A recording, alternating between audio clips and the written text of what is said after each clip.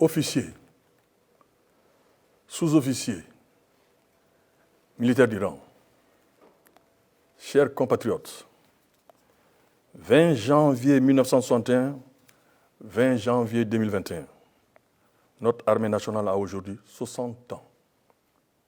Elle a été voulue et forgée par le père de la nation malienne, feu le président Modibo Keïta, que son âme repose en paix.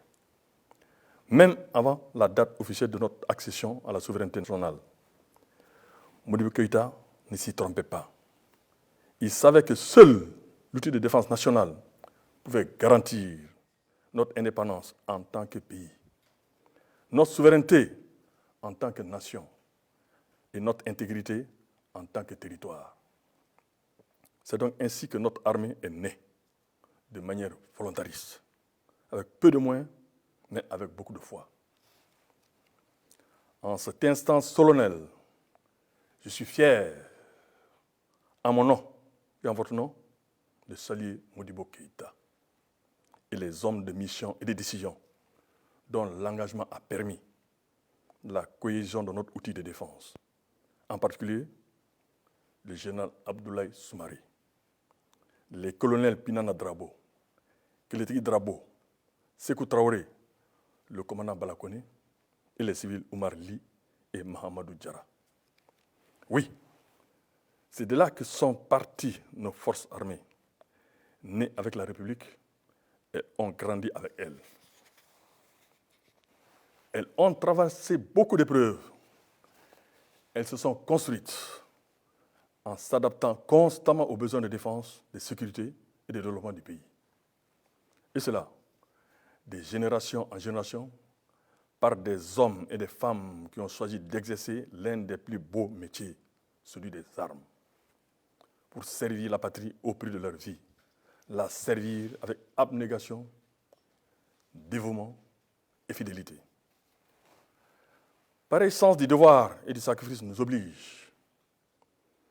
Nous devons gratitude et respect aux soldats, ceux en activité ou à la retraite, disparus, des forces armées maliennes pour avoir tout au long de l'histoire répondu dignement à cet appel de la patrie.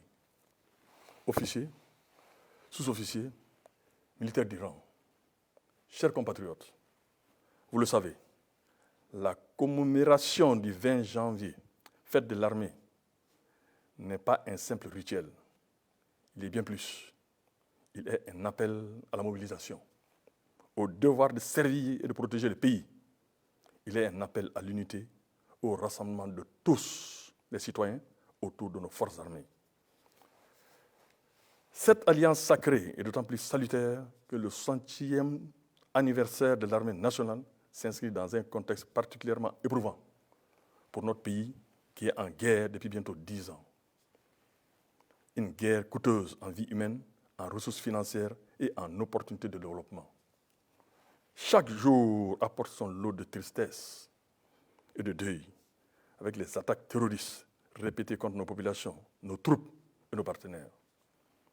Sans parler de la douloureuse et dramatique parenthèse des tensions communautaires au centre du pays.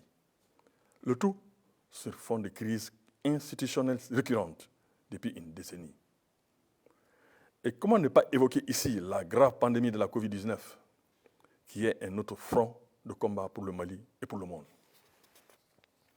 Je voudrais, en cet instant, renouveler la gratitude de notre pays envers la communauté internationale dont les armées sont à nos côtés et dont les soldats risquent leur vie pour la libération de notre pays.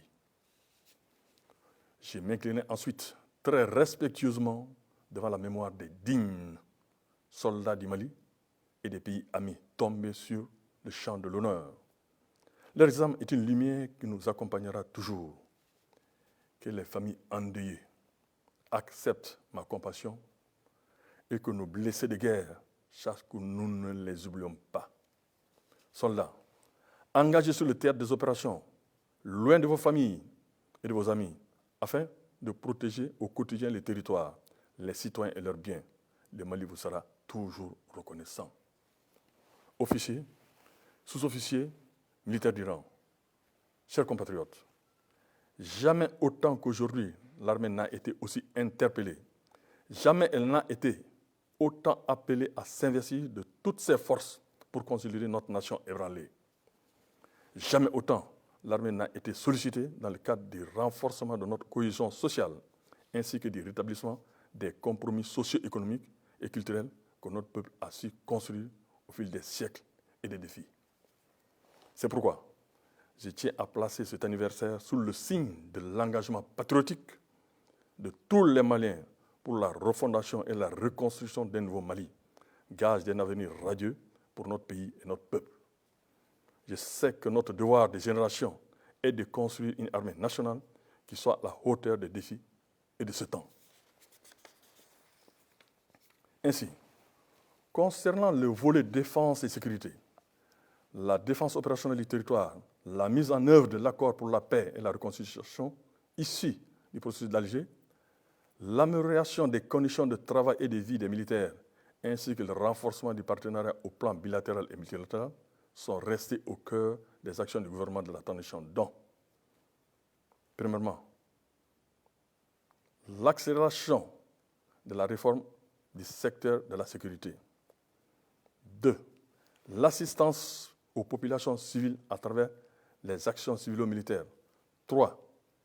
Le renforcement des capacités opérationnelles des troupes. 4. Le renforcement partenariat avec les forces étrangères. Barkhane, MINUSMA, G5 Sahel, UTM, UCAB. 5. Le renforcement de l'application stricte du droit international humanitaire. 6. La mise en place d'une stratégie de relance du volet défense et sécurité de l'accord pour la paix et la réconciliation issu du processus d'Alger. 7. L'adoption en cours d'une deuxième loi de programmation militaire en vue de consolider les acquis de la première loi. 8. Le renforcement significatif des moyens terrestres et aériens et la réalisation d'infrastructures prioritaires. 9. L'intensification des opérations de lutte contre le terrorisme, de sécurisation et de protection des populations et de leurs biens. Chers compatriotes, je ne reviendrai pas sur les péripéties que le pays traverse depuis une décennie et plus récemment depuis quelques mois. Nul doute, cependant, que les défis de notre histoire immédiate indiquent que le pays est à la croisée des chemins. Soit nous nous ressaisissons et nous mettons le Mali au-dessus de tout et de nous tous, soit nous fermons les yeux et nous entraînons à sa perte notre beau pays. Notre plus grand bien. L'équation est simple. Est-ce que là se trouve toute la justification de mon discours d'investiture en tant que président de la transition le 25 septembre 2020. Le cap est fixé. N'est pas le mien, c'est celui du Mali. Le Mali auquel nous devons tous quelque chose. Le Mali pour lequel nous devons tous faire un sursaut. Le Mali dont la transition exige que nous nous mobilisions tous. Car une transition réussie, c'est un Mali qui reprend fièrement sa marche. Parce que grand peuple, parce que grande nation. Que toutes les forces vives de la nation rejoignent alors le gouvernement pour l'accomplissement de cette mission. Et que le gouvernement s'ouvre à toutes les forces vives et examine de bonne foi toutes les recettes qui tirent vers le haut ces pays qui ne méritent pas de sombrer. Je n'oublie pas l'impératif qui est devenu la lutte contre la corruption et l'impunité. L'argent dépensé pour l'armée, pour la défense et la sécurité des populations sera justifié au centime près. Les lois de programmation militaire seront contrôlées, leurs leçons tirées et les responsabilités situées. Je souhaite de nouveau inviter nos forces armées au strict respect des lois de la République et des droits de l'homme. Les exactions contre les civils, je l'avais dit le 25 septembre, et je reviens là-dessus, ne sauraient nullement être encouragées ou tolérées. Car une armée nationale qui gagne est forcément une armée qui bénéficie de la confiance et de la complicité des civils vivant sur les théâtres d'opération. J'invite les populations et les soldats à nouer cette complicité pour bouter hors de chez nous les groupes terroristes et autres réseaux criminels. Enfin, je voudrais terminer sur cette note d'espoir. J'ai foi en ce pays qui marche vers son destin. et qui a tout pour être un pays de progrès, de paix et de prospérité partagée. Nous pouvons rendre le Mali aussi plus grand qu'il fut. Et nous devons le faire sans plus attendre, ici et maintenant. De chacune de nous, de chacun de nous et de nous tous, travaillons à cela. Travaillons à ce que nos cœurs vibrent de confiance. Vive les forces armées maliennes, que Dieu bénisse le Mali.